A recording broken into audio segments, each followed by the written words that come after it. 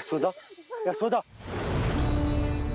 देखो इन गोपियों को, इन गैयाओं को, इन सब के मन में भी तुम्हारी भांति ही ममता भरी हुई। वो सब भी कान्हा से उतना ही प्रेम और स्नेह करती है, उतनी ही ममता से भरी हुई है जितनी कि तुम। तो तुम ही सोचो, जिसके साथ इतनी ममता और इतना स्नेह, इतना प्रेम, उसका कोई क्या कर सकता है? उस काले नाग का वेश इस सब आशीर्वादों के सामने कछु न है। कछु करो जी। उसे बोलो वो मेरे प्राण दे दे, मेरे कान्हा को छोड़ दे। यशोदा,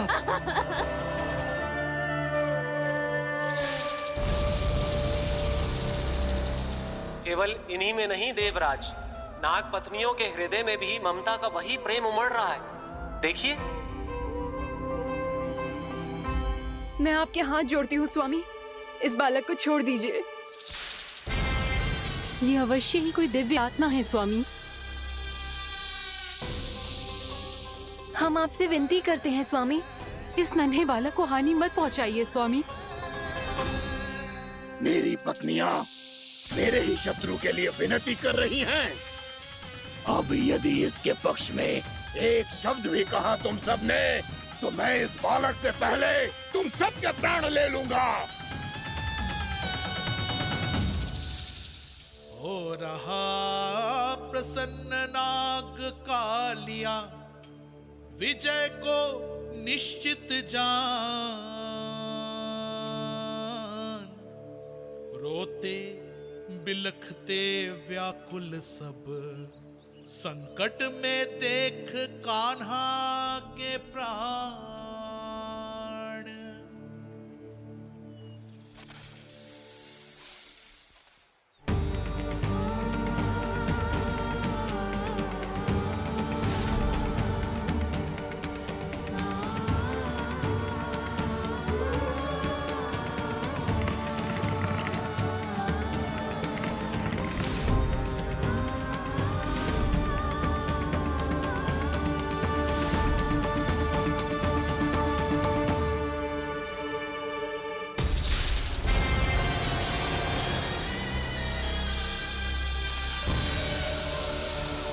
कुछ करो जी, मेरे लल्ला को बचा लो, कोई तो कुछ करो।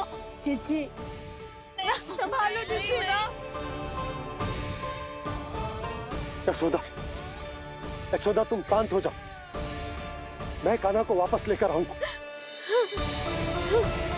मैं रक्षा करूंगा उसकी। ना नंदराज, नंदराज नहीं। कम से कम आप तो समझो नंदराज, कालिया के पास आप जाओगे तो आप भी फंस जाओगे।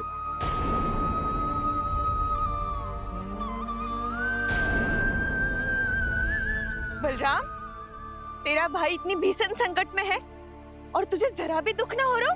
क्या आप सब अब तक नहीं समझ पाए कि कान्हा सच में कौन है? छोटे बाबा, आप तो उसका सत्य जानते हैं ना?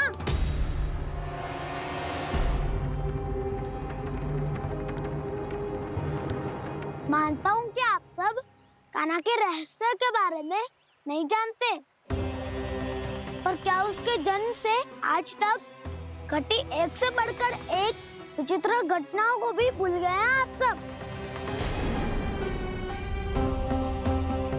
भूल गए हैं कि कैसी पूतना जैसी राक्षसी उसका कुछ बिगाड़ नहीं पाई, कैसे तरनावती जैसा भयानक राक्षस उसे एक खरोच भी नहीं दे पाया था।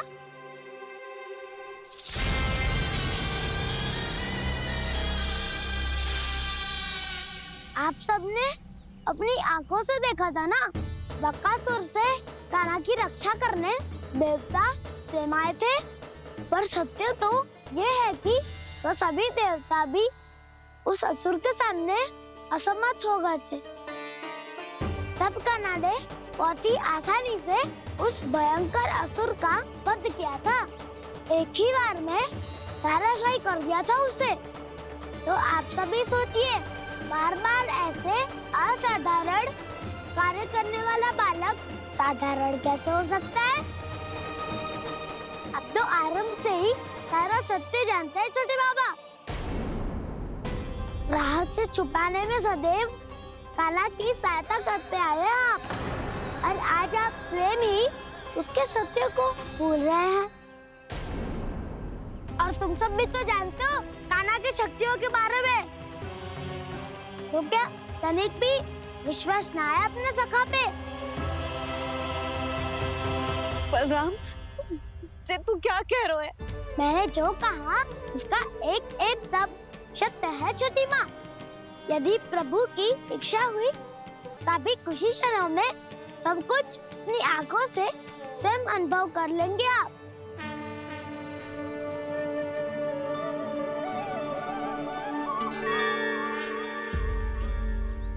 शांताकारं भुजगशयनं पद्मनाभं सुरेशं विश्वाधारं गगनसदृशं मेघवर्णं शुभांगं लक्ष्मीकान्तं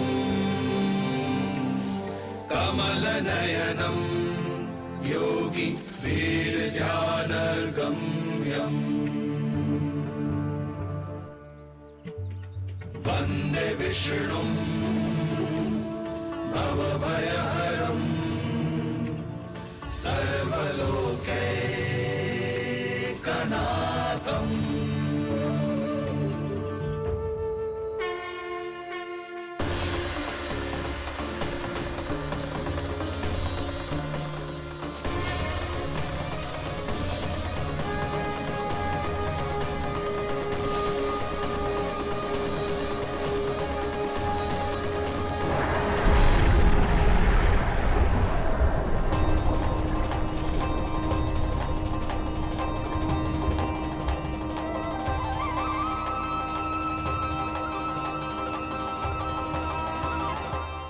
तुझे क्या लगता है बालक कि तू मेरी जगत से निकल गया तो अब बच जाएगा तू?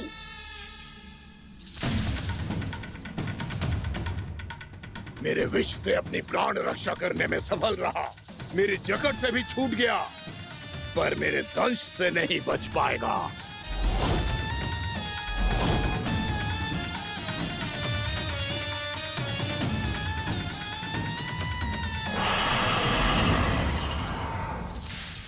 अब भय से भाग रहा है, पर मैं तुझे मृत्यु देकर रहूंगा।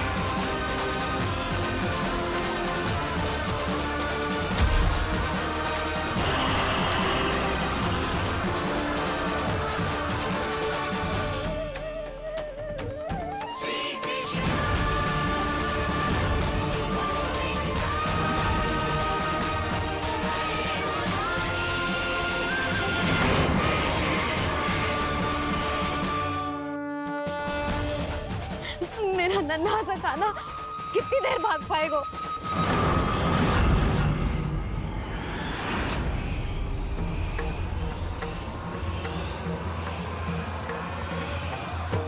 और कितनी प्रतीक्षा करोगे मेरी भक्त कालिया? भक्त नहीं, काल हूँ मैं तेरा। जब अहंकार का मुकुट बुद्धि को ढक लेता है तो भक्त अपने भगवान को भी नहीं पहचान पाता। व्यर्थ की पहेली में मत उलझा बालक, ना मैं भक्त हूँ और ना तू भगवान।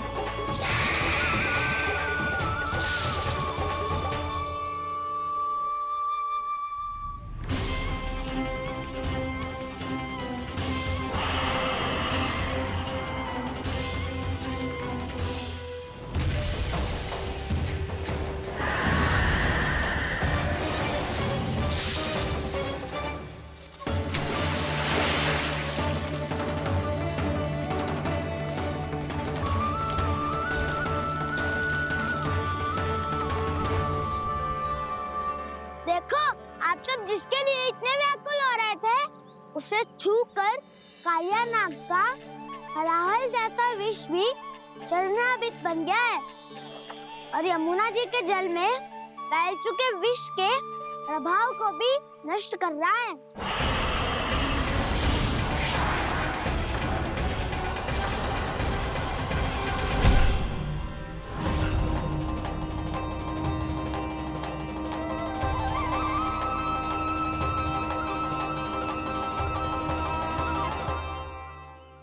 धर्म रक्षक, अधर्म विनाशक प्रभु श्री कृष्ण का कौशल सचमुच अद्वितीय है। नारायण नारायण।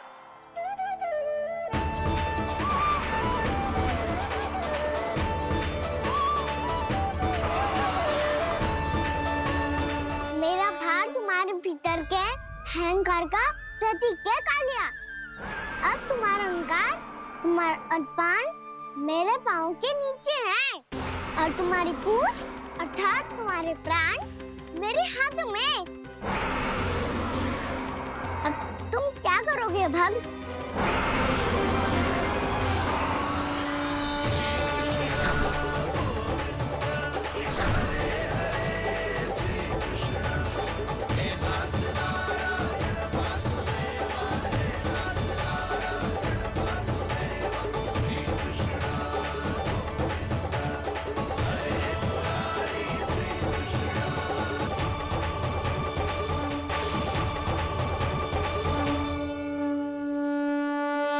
प्रभु, भले ये आपको पहचानने में असमर्थ हो, पर हम सब ने आपको पहचान लिया है।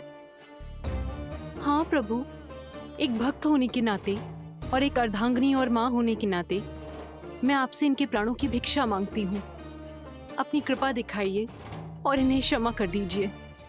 आपके लिए मित्र और शत्रु में कोई अंतर नहीं प्रभु। उसी तरह आपकी कृपा और दंड में भी कोई अंतर नहीं। दोनों दया ही तो हैं, अकारण ही किसी को प्राप्त नहीं होती। हमें विश्वास है कि हमारे पति को मिला ये दंड कोई अभिशाप नहीं है, आपका वरदान है। ये सत्य है प्रभु कि इनसे बहुत से पाप हुए हैं। इनके विष से बहुत सारे जीव जंतु को हानि पहुंची है, पर अब आपके चरण इनके शीश पर पड़ गए हैं। ऐसी कृपा तो बड़े बड़े महान महात्माओं को भी दुर्लभ है और इन्हें प्राप्त हुआ तो अवश्य ही ये किसी महान पुण्य का ही फल है। हे प्रभु, उन्हीं पुण्य कर्मों की शक्ति का आह्वान कर मैं आपसे विनती करती हूँ, इन्हें प्राण दान दीजिए। मैं अपने इस भक्त को क्षमा अवश्य करूँगा देवियों, यदि ये अपने अहंकार को त्याग कर मुझे पहचान ले तो।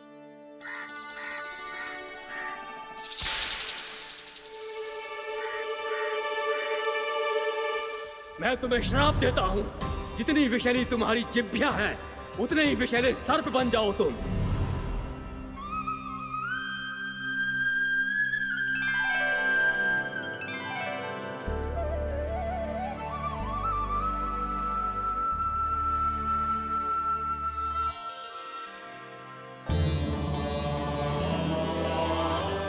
नारायण, मुझे क्षमा कीजिए नारायण। मैं तो आपका परम भक्त था, किंतु मैं आपको पहचान नहीं सका। इसका दंड तो मुझे मिलना ही था, किंतु मैं अब प्रायश्चित करना चाहता हूं। इसके लिए यदि आप मेरे प्राण भी ले लेंगे तो भी मुझे कोई दुख नहीं होगा। मैं अपना जीवन, मृत्यु और अपना अस्तित्व सब कुछ आपको समर्पित कर। तुम्हारी क्रोध के कारण श्राप मिला, जिसे विशाल सर्प के रूप में तुम्हारा जन्म हुआ और सर्प का तो स्वभाव है विष फैलाना, इसीलिए तुम्हें दंड नहीं दूंगा। मैं सिर्फ सभी अपराधों का पश्चाताप कर लिया, इसीलिए मैं तुम्हें क्षमा करता हूँ कालिया।